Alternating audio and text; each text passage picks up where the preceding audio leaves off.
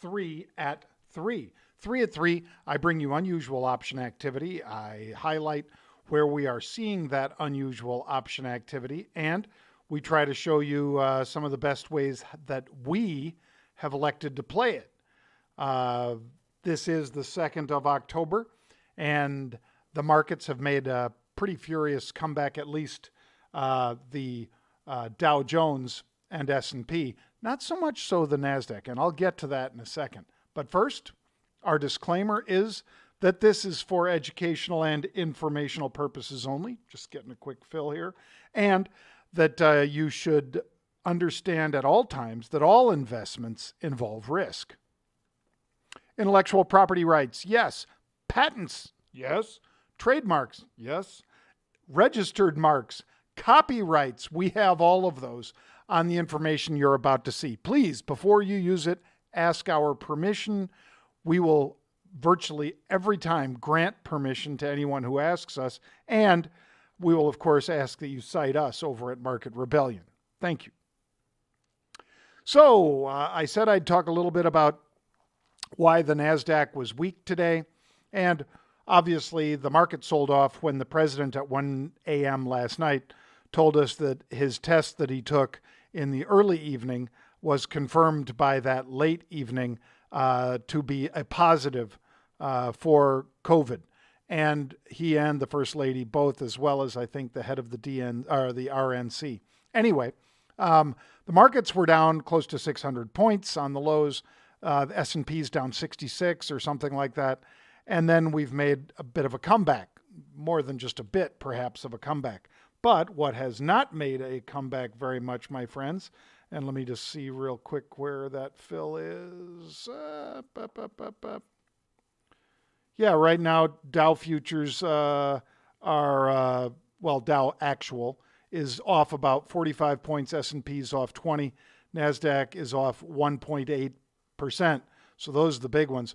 We will, of course, keep our eye on the potential for stimulus, which I have said time and time again is absolutely necessary, or the money won't get there until March.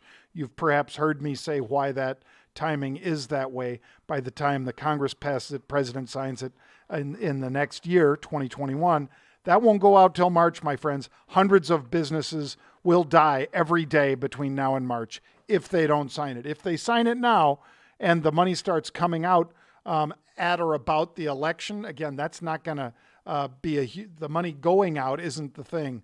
It's the approval so that people could just get to the next 30 days before they have to close these businesses. People who are on enhanced employment benefits would again see that unemployment benefit enhanced by perhaps up to $600. These are necessary steps. I've said so time and time again. But so that's part of the do we get a stimulus or not as to whether the market holds or drops. On the other side, we have traders, and there you see my friend David Faber, fellow CNBC broadcaster, talking about SoftBank and the whale may be back as options activity spikes for big tech stocks. Yes, indeed it did. And yes, as you know, we did the mic drop yesterday on Halftime Report because we killed it this week following that whale into these trades. So to see Netflix down, to see Amazon down, to see Facebook and Google down, or Alphabet down, not surprising, folks, but we liquidated yesterday, luckily. And today, when this news comes out that this whale is back, that's why people figure, okay, market's soft, whale might have to sell, blah, blah, blah. All right. There was, when we cited that Netflix activity, this is from Yahoo, actually, and we were talking about on the Halftime Report, Netflix, when it was $500, it ran to $525 or something like that. It was a good day. Anyway, bang. That's me talking about it, sub 500. Exalta also worked for us. There were so many that worked this week, but Exalta worked, and we had it for unusual activity yesterday. And as we had it yesterday, the stock had moved up from 23 to 23.63. There it is. The 24 calls that we were talking about for unusual activity. I told you I paid 40 cents for those. And where did it go today? Well, it went higher. Bang. You want to learn more about trading, folks? Do you want to know? Would you like some insight from Jeff Mackey, the king of retail? Would you like some advice about betting from Doug Kurzian, who is the sports betting analyst and anchor on ESPN? Would you like to talk to me and Pete or see the presentations that we're about to do next Friday and Saturday, the 9th and 10th? You can join Tony Dwyer, Raul Paul, Grover Nordquist, Mark Lepresti, Dirk Muller-Ingrand, Ryan Mastro, AJ Monty, Bill Johnson, Thomas Lee, Bedros Koulian. I mean, the list goes on. It's a fabulous 2 days, October 9th and 10th. Check it out, folks. There are some bronze tickets remaining for this event. It's under $400 for 2 days. You add up all the different presentations you'd be able to watch and participate in because you can ask questions, and you get a digital copy of the entire presentation. How can you pass it up? I don't know. I don't know how you could pass it up.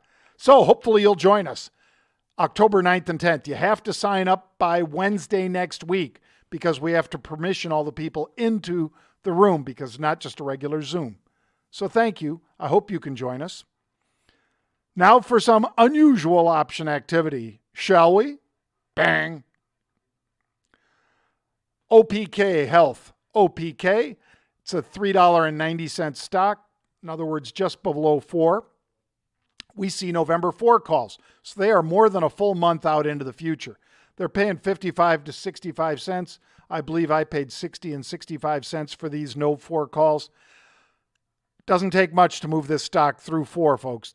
We move through 4, these calls double. That's what I'm counting on. I followed these guys into the trade. They have, by the way, earnings estimated to be 11.3, so that falls within the expiration of November. So this is also an earnings play. Here is the graph. Stock's $3.94, virtually same price as when I cited it. And I like that going from as Mr. Gartman used to say, he probably still does say it, from the lower left to the upper right, that graph. Nice. All right, let's get to the second of our 3 at 3, and this one's space. That's the symbol for Virgin Galactic. And we see 5,300 of the 30th of October. Notice it says 30 ahead of October. In other words, these options don't expire today. They don't expire next week, the 9th. They don't expire the following week. They don't expire until the 30th of October. So keep that in mind. You have a fair amount of time. It's still heavy time decay, but you've got time for this trade to work. The stock was just under 20 at $19.97, and they're buying the 24.50 calls. In fairness, I did not buy these calls. I bought strikes beneath this and sold the 24 calls and the 24.50 calls against it. Why did I do that? I like to move the odds into my favor. By moving down, because the stock was $19.97, by moving down to the 20 strike and selling those higher strikes, I'm in a bull call spread, 1-to-1, bull call spread, call vertical spread. This one moves up when the stock moves up, but the time decay, theta, as well as vega, volatility, are addressed by my spread. So that's why I did the spread. You want to learn more about it? Come on over to marketrebellion.com/get started. We can teach you all about spreading, folks. I love this one. There, by the way, is Alex, not Stock Advice 3, who is pinging me, as you can see there. Space breaking out on volume with unusual options activity.